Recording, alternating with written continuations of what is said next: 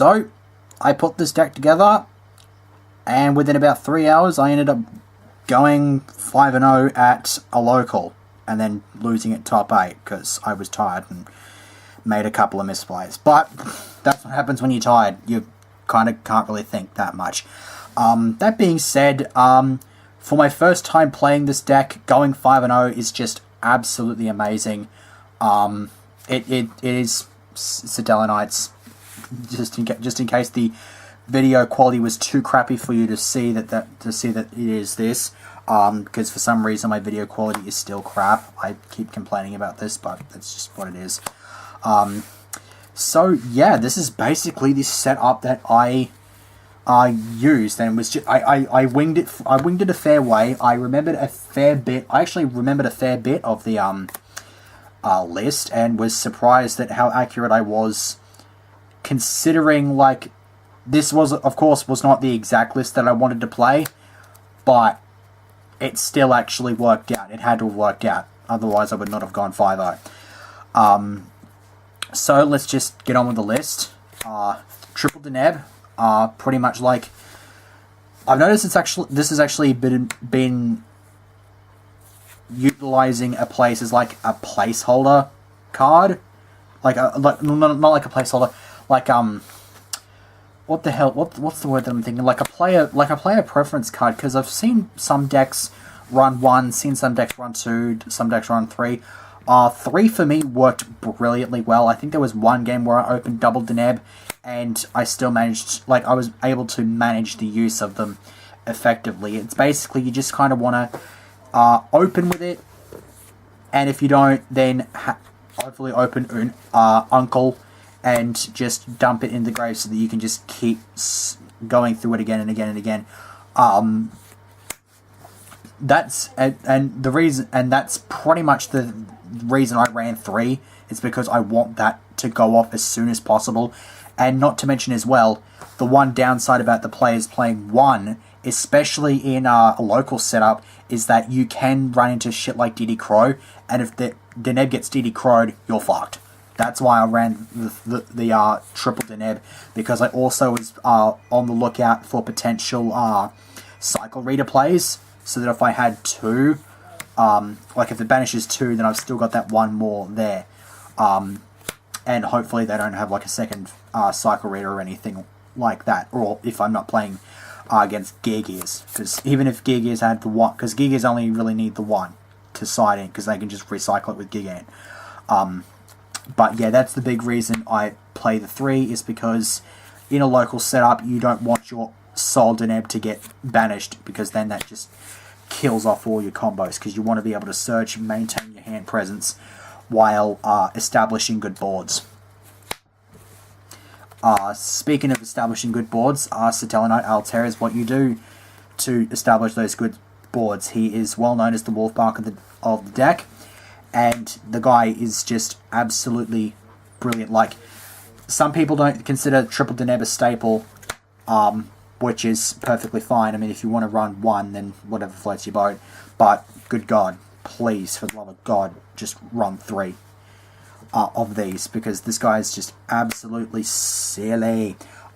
Because it's not just the whole, oh, I'm going to summon it, I'm going to get a monster back from the grave and go for an Exceed play. No, because you can combine this thing with Call of the Haunted and redo plays. Because I actually did this in the Battle in Boxes matchup. I cannot believe I forgot this, because it was my favourite play probably in the entire tournament. I basically went end phase Altair and managed to put a Trevor on board next turn, send everything back to the hand, and then basically drop another one, because I actually had all 3 of them in my hand at once. And so basically I then dropped the Altair, went Vega, and then used Vega to get a Deneb from the hand, so I could take a search. I already had Trevor on the board. I discarded something out of his hand, and then I went Deltaros and swung for game. So this thing is just brilliant. Being able to work your way around the once per turn restriction is just absolutely brilliant. And then when you can do combos like what I just explained, and which just involve completely ignoring the whole, oh, you can't attack except with this specific kind of monster. That just makes the deck so much more powerful. We then have triple Satellarknight Uncle, because if I don't open with Deneb, I want to open with Uncle, because Uncle will get Deneb, or Dennis, actually, Dennis the Menace, into the graveyard quickly, so that if you have the Altair, you get it back, and then you just go recycling shit. And Uncle also being an 18-beat stick, it can actually stick around with the right protection and provide its own body as the third level 4 for your Trevor and Delta Rose plays. So he is absolutely awesome. We then have 2 single copy Satellarknights. We have a Vega. Vega is a bit of a weird one. I feel like I would have benefited from having 2, but I tested it at 2, and it was weird. I think for the time being, I'm going to keep this thing at 1, because I seem to get enough use out of it normally, because I did actually search this out a fair bit with Deneb and Rota, so I did find situations where I could go for the Vega and just make those pushes, and so the 1 Vega should really only... You should only really need the 1 Vega, honestly, but for some reason I feel like I want to give 2 a crack, even though I've already given 2 a crack and it didn't work. M. Night Shyamalan Ding Dong. Yeah, just weird name. I didn't come up with it. But the burner and this card is absolutely goddamn. Just this thing was so amazing. Just all the burn damage it put in throughout the entirety of the event. I reckon I'd have probably lost maybe half of my games if I did not have Alsem in the deck. I would not have won my Clifford matchup if I did not have Alsem. Absolute positive with that. And then last month, 3 hand traps. The obligatory Honest, which for some reason is not as obligatory as I first thought, because I've seen a fair few Stellar decks that don't run Honest. Why? I don't know why. And then I just decided, just out of the blue, to run 2 Maxi. I did actually get a few good...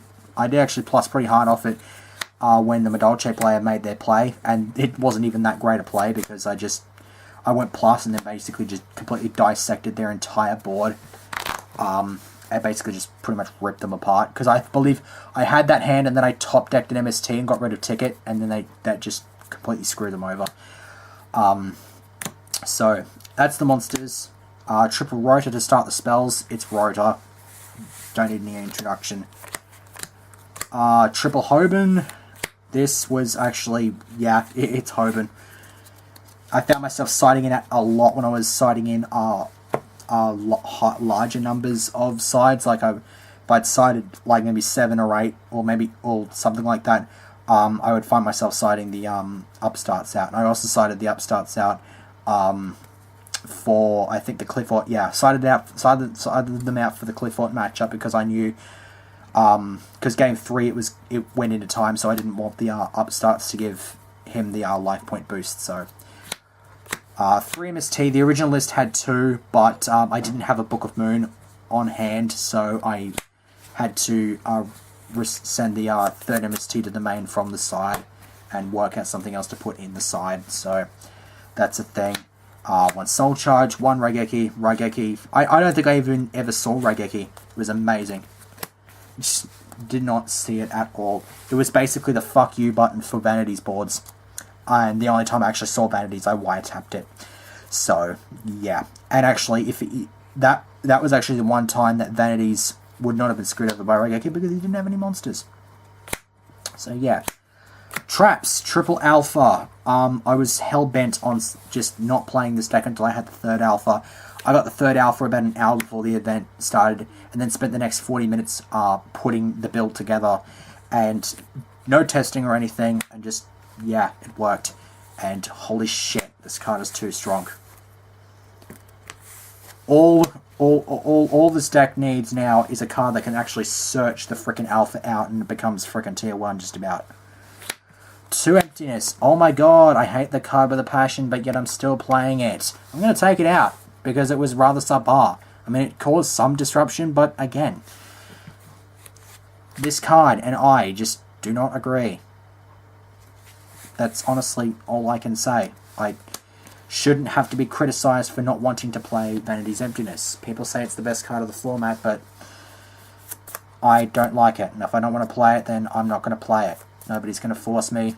If you feel obligated to let me know that I am a terrible person for not playing Vanities in my deck, go ahead. And while you're at it, leave us your bank details so that I can give you a couple of bucks sometime over the week so that you can actually call someone who gives a fuck. Because, good God. Anyways, Call the Haunted. What do I say about Call the Haunted? I'm considering 3, but it's a bit 2 seems to be fine. I didn't really see it that often, though. That's the thing. That's kind of what's... I think that's what's driving me to want to play 3 copies of it. So that I'll have to think about. Because I'm gonna fix this deck up and put it exactly at the list that I want to play and see how that works out. I might tweak it up one or 2 cards before the next local, because I am taking this to the next local. No bullshit, nothing about that. 2D Prison. It's D Prison. And a Bottomless Black Horn, which I never saw. Warning, this thing got wiretapped once, it hurt. Speaking of wiretap, once again, another thing that had come in to the main from the side. I actually thought I was maining one of these and siding one, but I remember I actually cut this to the side in the original list for the Soul Drain, main deck Soul Drain, which actually was rather ineffective. I think the only deck that really got hurt by Soul Drain was Medolce. Well, no, Inzektor's kinda. Well, just the artifact bed at least, but like, I think I only saw this once, and it got dust on it as soon as I said it. So, it was And then Compulse. Compulse is Compulse. It is what it is. So, that's the main deck. Onto the side, I mean extra. Deltaros. Yes, this is the one I pulled. Why do you ask? But yeah, it's Deltaros. Don't think I need to say too much about it. Stellarknight Travers. I'm still not actually sure how many of each one is considered norm, but one of each seemed to work pretty fine for me, honestly. I was quite content with that. Dark Rebellion Xyz Dragon. Used this to get over a couple of things. Excitonaut, I actually dropped this twice. I dropped it once against Cliff Forts just to get rid of a Kaiser Coliseum.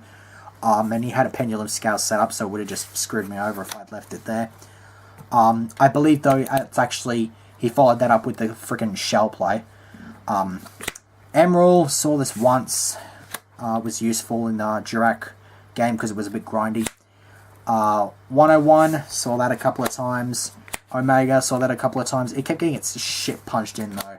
People were able to work their way around it so easy. Dynamo, never saw it. Gandiva, saw this once. Ran into a Torrential. Black Ship, I saw this once or twice. 2 Castel.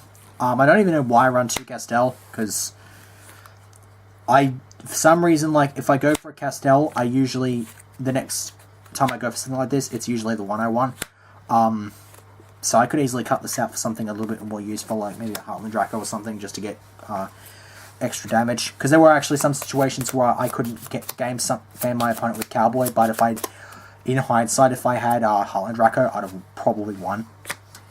Dweller, never saw, but didn't really go up against too many games where I actually had the freedom of that. Because the thing with the Inzektor matchup, I never really exceeded that much. And same thing with Medolce matchup, I just kept beating him down. Then Cowboy, I did that for game against Battler Boxes. And then 80, which I never saw. I was definitely considering it on some occasions, but never saw it. Side deck. Thunder King. Saw this once, and it got crunched into by a dragon. Sad times. Grand Mole, started this in a couple of times, never saw it. Cycle Readers. I never saw these. I was actually quite depressed. Honestly, I probably should have kept them as Flying Seas. I think Flying Sea would have gotten a bit more use. Mind Control, never saw it. Probably going to take it out. Forbidden Chalice, I saw this once, never used it. 2 Spell Shattering Arrows, I saw this once against Spellbooks, and that was it. Second Wiretap. Can't tell the difference between one Wiretap and the other, but I did see one against Medolce round 5, so let's just say that was helpful. Malcat, never saw it. And it was just sort of like, I needed one more card to put in the side, and so just like, screw it, Malcat. Actually, no, wait. No, that was for the, that was the Chalice that I decided to put in at the last minute, because I just decided to screw it, I might as well put the Malcat, just to get rid of back rows and shit. 2 Chain Discs. Once again, something I forgot to mention. I hit Angeli with this. Made the Medolce player cry. Saddening. And Triple Shadow Mirror. So all 3 of these against the Inzektor matchup. Not a single one showed up in the shit old book matchup, which was the more important one. Story of my life, isn't it? So yeah, that's it for this random Satellarknight deck that I kind of winged my way towards an unbeaten run in Swiss. So huzzah and whatnot. Yeah. See you for whatever it is that I do next.